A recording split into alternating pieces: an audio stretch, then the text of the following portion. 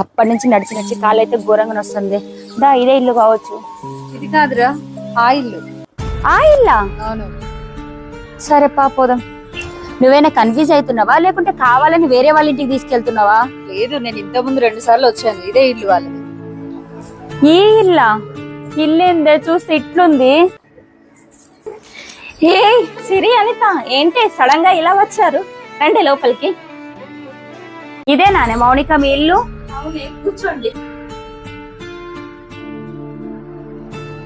సరేనే, మీరు మాట్లాడుతూ ఉండండి, నేను వాటర్ తీసుకొస్తా.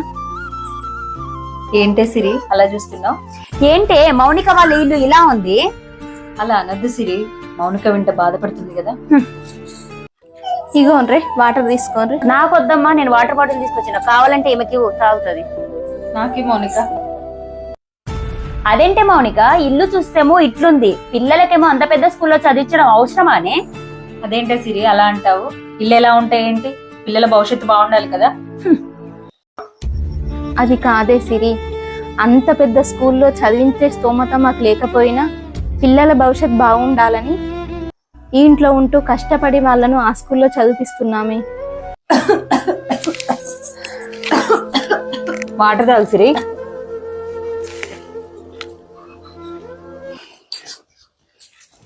చూసావానే సిరి, అప్పుడు ఆ నీళ్ళు తాగనన్నావు, అవే నీళ్ళు ఇప్పుడు తాగాల్సి వచ్చింది.